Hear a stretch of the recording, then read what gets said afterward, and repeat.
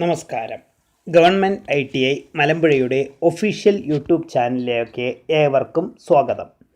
ഞാൻ Santhosh K, government ITI മലമ്പുഴയിലെ senior ഇൻസ്ട്രക്ടറാണ്. ഇന്നത്തെ ക്ലാസ്സിൽ NCVT ഒന്നാം വർഷ രണ്ടാം വർഷ വിദ്യാർത്ഥികൾക്ക് വളരെയധികം പ്രയോജനം ചെയ്യുന്ന ഒരു ടോപ്പിക്കാണ് നാം പഠിക്കുവാൻ പോകുന്നത്. ഇന്ന് നമ്മൾ പഠിക്കാൻ പോകുന്ന ടോപ്പിക് ഹീറ്റ് ട്രീറ്റ്മെൻറ്റ് അഥവാ താപോപചാരം രണ്ടാം ഭാഗമാണ്. കഴിഞ്ഞ ക്ലാസ്സിൽ നാം ഹീറ്റ് ട്രീറ്റ്മെൻറ്റ് എന്താണെന്നും അതിൻ്റെ സ്റ്റേജസ് എന്തെല്ലാമാണെന്നും പഠിച്ചു. അതായത് ലോഹങ്ങളെ ഒരു നിശ്ചിത ഊഷ്മാവ് വരെ ചൂടാക്കിയ ശേഷം ചില പ്രത്യേക രാസപദാർത്ഥങ്ങളുടെ സഹായത്തോടെ അല്ലെങ്കിൽ ചില സംവിധാനങ്ങളിലൂടെ തണുപ്പിച്ച് അതിൻ്റെ ഘടനയിൽ മാറ്റം വരുന്ന പ്രക്രിയയാണ് ഹീറ്റ് ട്രീറ്റ്മെൻറ്റ് എന്ന് നാം പറയുന്നത്. ഇന്നത്തെ ക്ലാസ്സിൽ നമുക്ക് ഹീറ്റ് ട്രീറ്റ്മെൻറ്റിൻ്റെ പ്രക്രിയകൾ എന്തെല്ലാമാണെന്ന് പഠിക്കാം. രണ്ടാമതായി ലോഹത്തിൻ്റെ ഉപരിതല കാഠിന്യം കൂട്ടുന്ന പ്രക്രിയകൾ ഏതെല്ലാമാണ് എന്ന കാര്യം ഇന്നത്തെ ക്ലാസ്സിൽ നമുക്ക് പഠിക്കാം.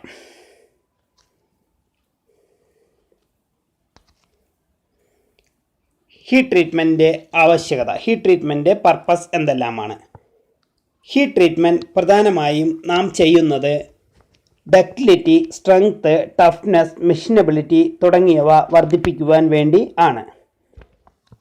നാം മില്ലിംഗ്, ടേണിംഗ്, ഷേപ്പിംഗ് തുടങ്ങിയ പ്രോസസ്സുകൾക്ക് ഒരു മെറ്റലിനെ വിധേയമാക്കുമ്പോൾ അതിൻ്റെ ഹാർഡ്നെസ് കൂടിയിരുന്നാൽ പെട്ടെന്ന് അത് പൊട്ടിപ്പോവാനുള്ള സാധ്യത കൂടുതലാണ്. അതുമാത്രമല്ല, അതിലുപയോഗിക്കുന്ന കട്ടിംഗ് ടൂളും വളരെ വേഗം നശിച്ച് പോകും. ഇത് ഒഴിവാക്കാൻ വേണ്ടിയാണ് നാം ഹീറ്റ് ട്രീറ്റ്മെൻറ്റ് ചെയ്യുന്നത്.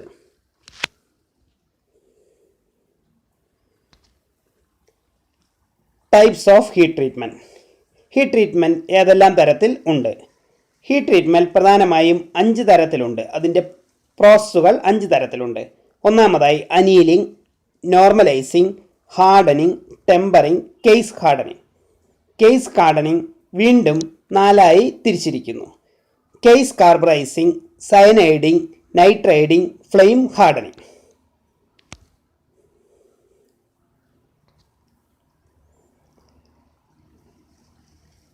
അനീലിംഗ്. ഈ ഗ്രാഫ് നോക്കിയാൽ നമുക്ക് കാണാൻ സാധിക്കും. എക്സ് ആക്സിസിൽ കാർബൺ പെർസെൻറ്റേജ് ആണ് മാർക്ക് ചെയ്തിരിക്കുന്നത്. വൈ ആക്സിസിൽ temperature from which plain carbon steels are annealed. ഏത് ടെമ്പറേച്ചറിലാണോ കാർബൺ സ്റ്റീൽസ് അനീലിംഗ് ചെയ്യുന്നത് ആ ടെമ്പറേച്ചറാണ് നമുക്ക് വൈ ആക്സിസിൽ കാണാൻ സാധിക്കുന്നത്. ഇതിൽ കാർബണിൻ്റെ പെർസെൻറ്റേജ് കൂടുന്നതിനനുസരിച്ച് നമുക്ക് ടെമ്പറേച്ചർ കൂടിക്കൊണ്ട് വരുന്നതായി കാണുവാൻ സാധിക്കും. ഇതിൽ LCT അതായത് lower critical temperature, upper critical temperature തുടങ്ങിയ കാര്യങ്ങൾ നാം കഴിഞ്ഞ ക്ലാസ്സുകളിൽ പഠിച്ചതാണ്. അനീലിംഗ്. ഉരുക്കിനെ 775 ഡിഗ്രി മുതൽ 850 ഡിഗ്രി വരെ ചൂടാക്കുമ്പോൾ കുറച്ച് നേരം ചൂടാക്കി കുറച്ച് നേരം അതേ ടെമ്പറേച്ചറിൽ നാം മെയിൻറ്റെയിൻ ചെയ്ത് നിർത്തുന്നു. അതിനുശേഷം ഒരു ഫർണസിൽ വെച്ച് അതിനെ തണുപ്പിച്ച് എടുക്കുന്നു. തണുപ്പിക്കാൻ അനുവദിക്കുന്ന സമയം കൂടുന്തോറും അതിൻ്റെ മൃദുലത കൂടിക്കൊണ്ടേ ഇരിക്കുന്നു, അല്ലെങ്കിൽ മൃദുലത വർദ്ധിക്കുന്നു. അനീലിംഗ് പ്രധാനമായും ചെയ്യുന്നത് ഇരുമ്പിൻ്റെ അല്ലെങ്കിൽ സ്റ്റീലിൻ്റെ കാഠിന്യം കുറയ്ക്കുവാൻ വേണ്ടി ആണ്. കാഠിന്യം കൂടിയ ഉരുക്ക് ഘടകങ്ങളെ ടേണിങ്, ഷേപ്പിംഗ് തുടങ്ങിയ നിർമ്മാണ പ്രവർത്തനങ്ങൾക്ക് വിധേയമാക്കുന്നതിന് മുൻപായി നാം അനീലിംഗ് ചെയ്ത് അതിൻ്റെ കാഠിന്യം കുറയ്ക്കണം. അല്ലാത്ത പക്ഷം അതിലുപയോഗിക്കുന്ന ടൂളുകൾ വളരെ പെട്ടെന്ന് തകരാറിലായി പോകും.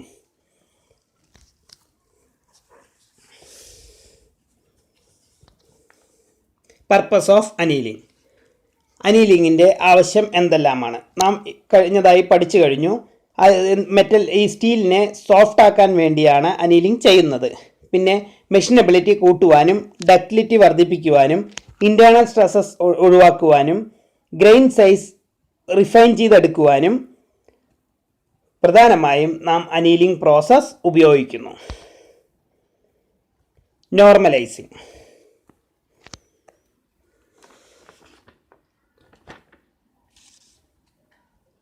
നോർമലൈസിംഗ് പ്രധാനമായും ചെയ്യുന്നത് ഉരുക്ക് മുതലായ ലോഹങ്ങളുടെ ആന്തരിക ഘടനയ്ക്ക് അതിൻ്റെ പല ഭാഗങ്ങളിലും വ്യത്യസ്തത ഉണ്ടായിക്കൊണ്ടേയിരിക്കും. അത് എന്തുകൊണ്ടാണ് സംഭവിക്കുന്നത് എന്ന് വെച്ച് കഴിഞ്ഞാൽ, നാം മെറ്റലിനെ കണ്ടിന്യൂസ് ആയിട്ട് ഹാമറിങ് ചെയ്യുമ്പോഴോ അല്ലെങ്കിൽ അൺഈവനായി കൂളിംഗ് നടത്തുമ്പോഴോ മെറ്റലിനുള്ളിൽ തന്നെ സ്ട്രെസ്സസും സ്ട്രെയിൻസും ഫോം ആകും. ഇത് ഒരു കാസ്റ്റിങ്ങോ ഫോർജിങ്ങോ ചെയ്യുന്ന സമയത്ത് റിമൂവ് ചെയ്ത് കളയേണ്ടത് വളരെയധികം അത്യാവശ്യമാണ്. അല്ലെങ്കിൽ ആ മെറ്റൽ നാം ഏതെങ്കിലും വർക്കുകൾക്ക് ഉപയോഗിക്കുമ്പോൾ വളരെ പെട്ടെന്ന് അത് പൊട്ടിപ്പോകും.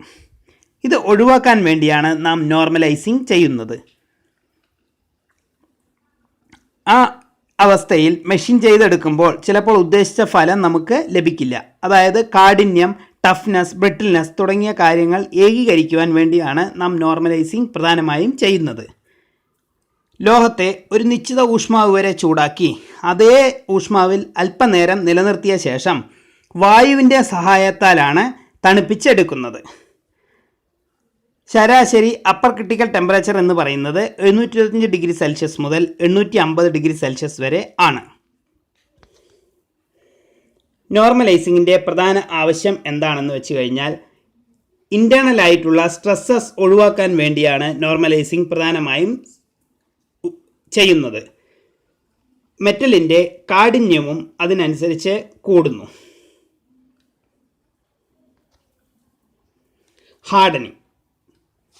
ഹാർഡനിങ്ങിൽ ഈ ഒരു ഗ്രാഫ് നിങ്ങൾക്ക് നോക്കിയാൽ മനസ്സിലാകും.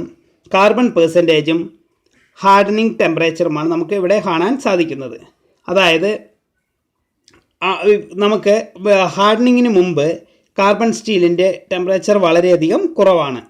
ഹാർഡൻ ചെയ്ത് കഴിയുമ്പോൾ കാർബണിൻ്റെ പെർസെൻറ്റേജ് കൂടുന്നതിനനുസരിച്ച് ടെമ്പറേച്ചർ വളരെ വേഗം കൂടുന്നതായി നിങ്ങൾക്ക് കാണുവാൻ സാധിക്കും.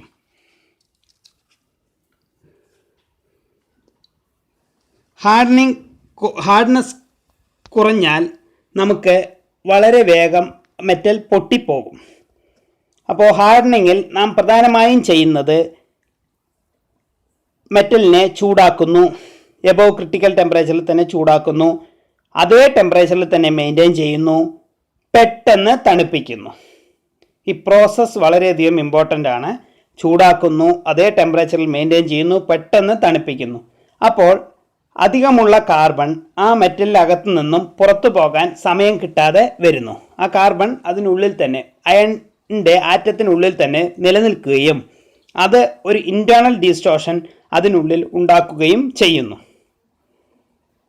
അതുകൊണ്ടാണ് മെറ്റൽ വളരെയധികം സ്ട്രെങ്ത് ഉള്ളതായി മാറുന്നത്.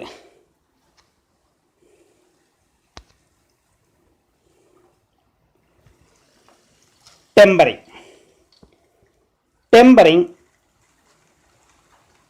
ഈ ഗ്രാഫ് നിങ്ങൾക്ക് നോക്കിയാൽ മനസ്സിലാകും. ടെമ്പറേച്ചർ ഫോർ ടെമ്പറിങ്ങും അതിൻ്റെ കാർബൺ പെർസെൻറ്റേജ്, അതായത് കാർബൺ പെർസെൻറ്റേജ് രണ്ടുമാണ് നമുക്കിതിൽ കാണുവാൻ സാധിക്കുന്നത്. ഇതിൽ കാർബൺ പെർസെൻറ്റേജ് എക്സ് ആക്സിസിലും ടെമ്പറേച്ചർ വൈ ആക്സിസിലുമാണ് നാം മാർക്ക് ചെയ്തിരിക്കുന്നത്. ഇവിടെ എല്ലാം കാർബൺ പെർസെൻറ്റേജ് കൂടുന്നതിനനുസരിച്ച് ടെമ്പറേച്ചർ കൂടുന്നതായി കാണുവാൻ സാധിക്കും. ടെമ്പറിങ്ങിൽ പ്രധാനമായും ഹാർഡൻ ചെയ്ത സ്റ്റീൽ വളരെ പെട്ടെന്ന് പൊട്ടിപ്പോകും. പെട്ടെന്ന് തണുപ്പിക്കുമ്പോൾ ഉണ്ടാവുന്ന ഇൻറ്റേർണൽ സ്ട്രെസ് റിമൂവ് ചെയ്യുവാനാണ് നാം ടെമ്പറിങ് ചെയ്യുന്നത്. ടെമ്പറിങ്ങിൽ പ്രധാനമായും ആദ്യം മെറ്റലിനെ ചൂടാക്കുന്നു, അതിനുശേഷം അതേ ടെമ്പറേച്ചറിൽ മെയിൻറ്റെയിൻ ചെയ്യുന്നു, പിന്നീട് വളരെ പെട്ടെന്ന് നാം തണുപ്പിച്ച് എടുക്കുന്നു, അതിനുശേഷം ഒന്നുകൂടെ ചൂടാക്കുന്നു. ഇങ്ങനെയാണ് നാം ടെമ്പറിങ് പ്രോസസ്സ് ചെയ്യുന്നത്. അതായത് ഹാർഡനിങ്ങിന് വിധേയമായ ലോഹത്തിന് അതിൻ്റെ കാഠിന്യം വർദ്ധിപ്പിക്കുന്നതോടൊപ്പം മെഷീൻ ചെയ്യുന്ന വേളയിലും മറ്റും ബലം പ്രയോഗിക്കുമ്പോൾ അത് പൊട്ടിപ്പോവാനുള്ള സാധ്യത വളരെയധികം വർദ്ധിക്കുന്നു. ആയതിനാൽ ഹാർഡനിങ്ങിന് വിധേയമാക്കിയ ലോഹത്തിലെ നാം ബ്രിട്ടിൽനെസ് കുറയ്ക്കുവാനായിട്ടാണ് ടെമ്പറിങ് പ്രോസസ്സ് പ്രധാനമായും ഉപയോഗിക്കുന്നത്. ഇത് ക്രിട്ടിക്കൽ ഊഷ്മാവിന് താഴെയുള്ള ഊഷ്മാവിലാണ് വീണ്ടും ചൂടാക്കുന്നത്. ഈ ചൂടാക്കിയ ഭാഗം വെള്ളത്തിലോ എണ്ണയിലോ താഴ്ത്തി തണുപ്പിച്ച ശേഷം പെട്ടെന്ന് പുറത്തെടുക്കുന്നു. അപ്പോൾ ആ ഭാഗത്തിന് ഒരു നിറവ്യത്യാസം ഉണ്ടാവുകയും ചെയ്യുന്നു. ഇതാണ് ടെമ്പറിങ് പ്രോസസ്സ് എന്ന് നാം പറയുന്നത്. Purpose of tempering. ടെമ്പറിങ് പ്രധാനമായും ചെയ്യുന്നത് ബ്രിട്ടിൽനെസ് കുറയ്ക്കുവാനും അതുകൂടാതെ തന്നെ നമുക്ക് ഡക്റ്റിലിറ്റി മെയിൻറ്റെയിൻ ചെയ്ത് നിർത്തുവാനും അത് ഹാർഡ്നെസ്, ടഫ്നെസ് തുടങ്ങിയവ നിലനിർത്തിക്കൊണ്ടു പോകുവാനുമാണ് ടെമ്പറിങ് ചെയ്യുന്നത്. അതുകൂടാതെ മെറ്റലിനുള്ളിലെ ഇൻറ്റേർണൽ സ്ട്രെസ്സസും സ്ട്രെയിൻസും മാറിക്കിട്ടുവാനും ടെമ്പറിങ് പ്രോസസ്സ് നമുക്ക് സഹായിക്കുന്നു. Tempering temperatures. ടെമ്പറിങ് ടെമ്പറേച്ചേഴ്സ് എന്ന് പറയുന്നത് നമുക്കിതിൽ കാണാൻ സാധിക്കും. ഓരോ കളറിനനുസരിച്ച് ഓരോ ടെമ്പറേച്ചർ നമുക്ക് ഈ ടേബിളിൽ കാണുവാൻ സാധിക്കും. അതായത് നാം ടെമ്പറിങ് സാധാരണ ചെയ്യുന്നത് 150 ഡിഗ്രി സെൽഷ്യസ് മുതൽ 650 ഡിഗ്രി സെൽഷ്യസ് വരെയുള്ള ടെമ്പറേച്ചറിലാണ്. എത്ര നേരം ചൂടാക്കണം എന്നുള്ളത് മെറ്റലിൻ്റെ തിക്നെസ്സിനെ അടിസ്ഥാനമാക്കി ഇരിക്കും. ടൂൾസുകളെല്ലാം നാം ഉപയോഗിക്കുന്ന സാധാരണ ടൂൾസുകളെല്ലാം സാധാരണ വളരെ കുറഞ്ഞ ടെമ്പറേച്ചറിലാണ് നാം ടെമ്പറിങ് ചെയ്യുന്നത്. ചൂടാക്കുന്ന സമയത്ത് ഉപരിതലത്തിൽ വരുന്ന ഓക്സൈഡ് ഫിലിമിൻ്റെ കളർ നോക്കിയാണ് നമുക്ക് ആ ടെമ്പറേച്ചർ മനസ്സിലാക്കുവാൻ സാധിക്കുന്നു. അതായത് ഈ ടേബിളിൽ നമുക്ക് നോക്കിയാൽ കാണാൻ സാധിക്കും, ബ്രൗൺ കളറാണ് മെറ്റലിന് മേലെ വരുന്നത് എന്നുണ്ടെങ്കിൽ അത് 250 ഡിഗ്രി സെൽഷ്യസ് ആണ്. പർപ്പിൾ ആണെന്നുണ്ടെങ്കിൽ അത് 270 ആണ്. ഡാർക്ക് പർപ്പിൾ ആണെങ്കിൽ 280 ആണ്. ബ്ലൂ ആണെങ്കിൽ 300 ആണ്. ഇങ്ങനെ ഓരോ നിറത്തിനനുസരിച്ച് അതിൻ്റെ ടെമ്പറേച്ചർ നമുക്ക് കറക്റ്റായി മനസ്സിലാക്കുവാൻ സാധിക്കും. ഇനി ഇതിൽ നിന്ന് നിങ്ങൾക്ക് കുറച്ച് ക്വസ്റ്റ്യൻസ് ഉണ്ടാക്കുവാൻ സാധിക്കും. What is annealing and why is it done? ഒന്നാമത്തെ ക്വസ്റ്റ്യൻ. രണ്ടാമതായി, what is the difference between tempering and annealing? ഈ രണ്ട് ക്വസ്റ്റ്യൻസും നിങ്ങൾ നോട്ടിൽ എഴുതി സ്വയം ആൻസർ ചെയ്ത് പഠിക്കുക. Surface hardening of steel. സ്റ്റീലിൻ്റെ പുറം വശം, അതായത് ഗിയറുകളും പിസ്റ്റണുകളും പിന്നുകളുമെല്ലാം എപ്പോഴും നമുക്ക് വളരെയധികം ബലമുള്ളതായി വെക്കേണ്ടത് വളരെയധികം അത്യാവശ്യമാണ്. ആ സമയങ്ങളിൽ നാം അതിൻ്റെ ഉപരിതലം വളരെയധികം സ്ട്രെങ്ത് ഉള്ളതായി വെക്കുന്നു. ഇതിന് നമുക്ക് പ്രധാനമായും സഹായിക്കുന്നത് സർഫസ് ഹാർഡനിങ് പ്രോസസ്സ് മുഖേനയാണ്. എന്തെന്നാൽ ഉപരിതലമാണ് ഏറ്റവും കൂടുതൽ നമുക്ക് ഫ്രിക്ഷനും മറ്റു കാര്യങ്ങൾക്കുമെല്ലാം വിധേയമാകുന്നത്. അതുകൊണ്ട് അതിൻ്റെ ഉപരിതലം എപ്പോഴും സ്ട്രോങ് ആയിരിക്കേണ്ടത് നമുക്ക് വളരെയധികം അത്യാവശ്യമാണ്. അതിന് നാം ചില സർഫസ് ഹാർഡനിങ് പ്രോസസ്സുകളാണ് ചെയ്യുന്നത്. Types of surface hardening.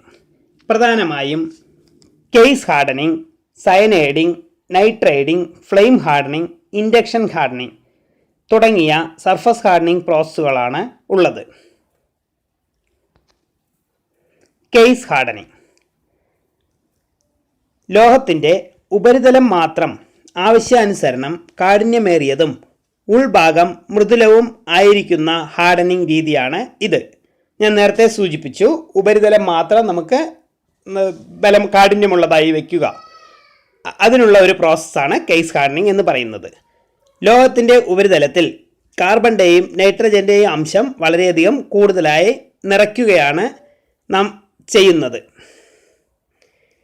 വായു കടക്കാത്ത ഒരു പെട്ടിയിൽ അല്ലെങ്കിൽ ഒരു ലെതർ കഷ്ണത്തിലോ പൊതിഞ്ഞ് ലോഹത്തെ 800 ഡിഗ്രി സെൽഷ്യസ് മുതൽ 920 ഡിഗ്രി സെൽഷ്യസ് വരെ ഊഷ്മാവിൽ 5 മണിക്കൂർ മുതൽ 8 മണിക്കൂർ വരെ നേരം വെച്ചിരിക്കണം. ഈ സമയം ലോഹത്തിൻ്റെ ഉപരിതലം കാർബൺ ആഗിരണം ചെയ്യുന്നു. കാർബൺ അബ്സോർബ് ചെയ്തെടുക്കും. എന്നിട്ട് തണുത്ത വെള്ളം ഉപയോഗിച്ച് ലോഹത്തെ നാം തണുപ്പിക്കുന്നു. അതുവഴി താഴ്ന്ന തരം നമുക്ക് ഉരുക്ക് ഉണ്ടാക്കിയെടുക്കുവാൻ സാധിക്കും.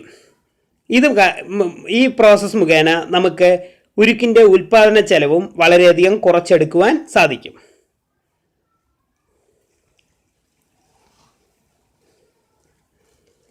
സയനൈഡിങ്. ലോഹത്തകിടുകളെ അപ്പർ ക്രിട്ടിക്കൽ ടെമ്പറേച്ചർ വരെ ചൂടാക്കിയ ശേഷം അതിൽ പൊട്ടാസ്യം സയനൈഡിൻ്റെ പൊടി വിതറുന്നു. എന്നിട്ട് തണുത്ത വെള്ളം ഉപയോഗിച്ച് തണുപ്പിക്കുന്നു. സയനൈഡിങ് ചെയ്യുമ്പോൾ ലോഹം കാർബണും നൈട്രജനും ആഗിരണം ചെയ്ത് കാഠിന്യമുള്ളതായി മാറുന്നു.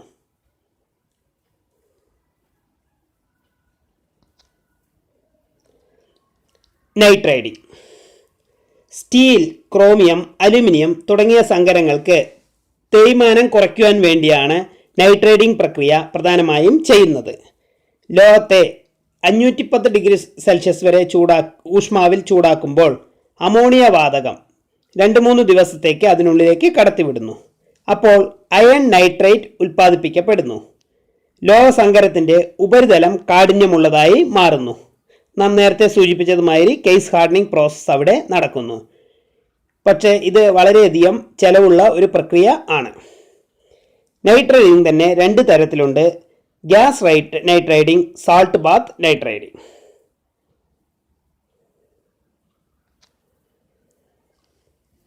Flame hardening.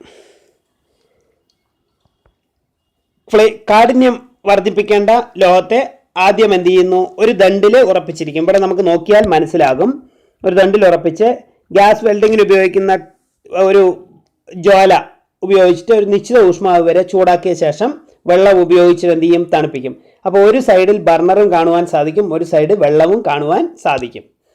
അതായത് ഇതിൽ പ്രധാനമായും ചെയ്യുന്നത് കാഠിന്യം വർദ്ധിപ്പിക്കേണ്ട ലോഹത്തെ ആദ്യം ഒരു ദണ്ടിൽ ഉറപ്പിച്ച ശേഷം ഒരു മോട്ടറിൻ്റെ സഹായത്തോടെ കറക്കും. എന്നിട്ട് കറങ്ങിക്കൊണ്ടിരിക്കുന്ന ലോഹഭാഗത്ത് ഗ്യാസ് വെൽഡിങ്ങിന് ഉപയോഗിക്കുന്ന ജ്വാല ഉപയോഗിച്ച് ഒരു നിശ്ചിത ഊഷ്മാവ് വരെ ചൂടാക്കും. ഫ്ലെയിം അതിൽ നിന്നാണ് നാം കൊടുക്കുന്നത്. എന്നതിന് ശേഷം വെള്ളം ഉപയോഗിച്ച് തണുപ്പിക്കുന്നു. ഇതിനെയാണ് ഫ്ലെയിം ഹാർഡനിങ് പ്രോസസ്സ് എന്ന് നാം പറയുന്നത്. അതായത് 0.35 മുതൽ 0.70 വരെ ഉള്ള കാർബൺ കണ്ടന്റ് ഉള്ള ഇതിനെ നമുക്ക്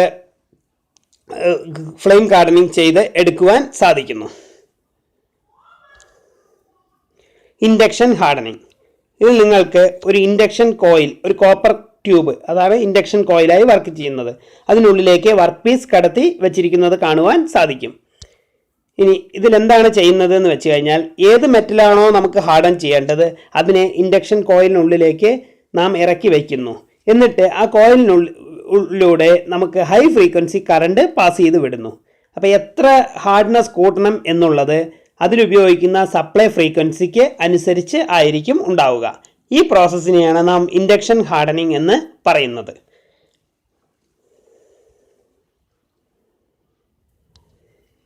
ഇതിൽ നിന്ന് നമുക്ക് കുറച്ച് ക്വസ്റ്റ്യൻസ് ഉണ്ടാക്കിയെടുക്കുവാൻ സാധിക്കും. What is carburising and nitriding? രണ്ടാമതായി, what is flame hardening and induction hardening? ഈ 2 ക്വസ്റ്റ്യൻസും നിങ്ങൾ നോട്ടിൽ എഴുതി വൃത്തിയായി പഠിക്കുക.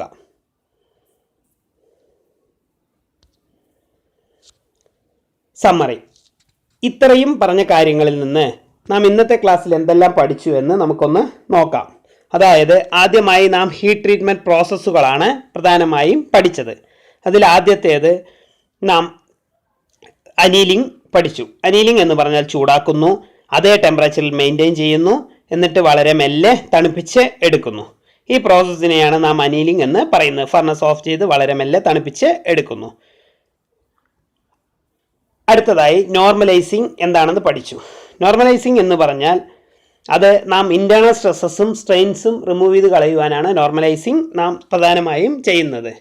നോർമലൈസിങ്ങിൽ ഇതേ പ്രോസസ്സുകൾ തന്നെയാണ് നാം ചെയ്യുന്നത്. അതായത് ചൂടാക്കുന്നു, അതേ ടെമ്പറേച്ചറിൽ നാം മെയിൻറ്റെയിൻ ചെയ്ത് നിർത്തുന്നു. എന്നതിന് ശേഷം നാം തണുപ്പിക്കുന്നത് വായുവിലാണ് നാം തണുപ്പിക്കുന്നത്. അതാണ് അതിൻ്റെ ഒരു വ്യത്യാസം. അടുത്തതായി നമുക്ക് അറിയുവാനുള്ളത് ഹാർഡനിങ് ആണ്. ഹാർഡനിങ് എന്ന് പറഞ്ഞാൽ ഇതേമാതിരി തന്നെയാണ്. ചൂടാക്കുന്നു, അതേ ടെമ്പറേച്ചറിൽ നാം മെയിൻറ്റെയിൻ ചെയ്യുന്നു, എന്നതിന് ശേഷം വളരെ പെട്ടെന്ന് തണുപ്പിക്കുന്നു. ഈ പ്രോസസ്സിനെയാണ് ഹാർഡനിങ് എന്ന് നാം പറയുന്നത്. ഇനി അത് കഴിഞ്ഞാൽ നാം പഠിച്ചത് ടെമ്പറിങ് പ്രോസസ്സാണ് നാം പഠിച്ചത്. ടെമ്പറിങ് പ്രോസസ്സിൽ ഇതേമാതിരി തന്നെയാണ് നമുക്ക് ചെയ്യാനുള്ളത്. അതായത് ചൂടാക്കുന്നു, അതേ ടെമ്പറേച്ചറിൽ മെയിൻറ്റെയിൻ ചെയ്യുന്നു, തണുപ്പിക്കുന്നു, അതിനുശേഷം നാം വീണ്ടും എന്ത് ചെയ്യുന്നു? ചൂടാക്കുന്നു. എന്നതിന് ശേഷം നമുക്ക് അത് ഓയിലിലോ ഇതിലോ മറ്റേ എണ്ണയിലോ മറ്റേ മുക്കിയെടുത്ത് നമുക്കതിൻ്റെ ടെമ്പറേച്ചർ കറക്റ്റായിട്ട് മെയിൻറ്റെയിൻ ചെയ്ത് നിർത്തുവാൻ സാധിക്കും. ആ സമയത്ത് നാം പഠിച്ചു അതിന് മേലെ ഒരു ഓക്സൈഡ് ഫോം ആവും എന്നുള്ളത്, മെറ്റലിന് മേലെ ഒരു ഓക്സൈഡ് ഫോം ആവും എന്നുള്ളത് നാം പഠിച്ചു. ഇനി അത് കൂടാതെ നാം മെറ്റലിൻ്റെ ഉപരിതല കാഠിന്യം ഏതെല്ലാം രീതിയിൽ കൂടും എന്ന് നാം പഠിച്ചു. അതിൽ പ്രധാനമായും പഠിച്ചത് നാം കേസ് ഹാർഡനിങ് എന്താണെന്ന് പഠിച്ചു, ഫ്ലെയിം ഹാർഡനിങ് എന്താണെന്ന് പഠിച്ചു, സയനൈഡിങ് എന്താണെന്ന് പഠിച്ചു, നൈട്രൈഡിങ് എന്താണെന്ന് പഠിച്ചു. ഈ 4 പ്രോസസ്സുകളും നാം ചെയ്യുന്നത് മെറ്റലിൻ്റെ ഉപരിതല കാഠിന്യം കൂടുവാൻ വേണ്ടി ആണ്. അതുകൂടാതെ ഇൻഡക്ഷൻ ഹാർഡനിങ്ങും നാം ഇതിൻ്റെ കൂടെ പഠിച്ചു. ഇത്രയും കാര്യങ്ങളാണ് നാം ഇന്നത്തെ ക്ലാസ്സിൽ പഠിച്ചത്. അടുത്ത ക്ലാസ്സിൽ നമുക്ക് എസ്റ്റിമേഷൻ ആൻഡ് കോസ്റ്റിംഗ് എന്ന ഒരു പുതിയൊരു ടോപ്പിക്കാണ് പഠിക്കുവാൻ ഉള്ളത്. Thank you.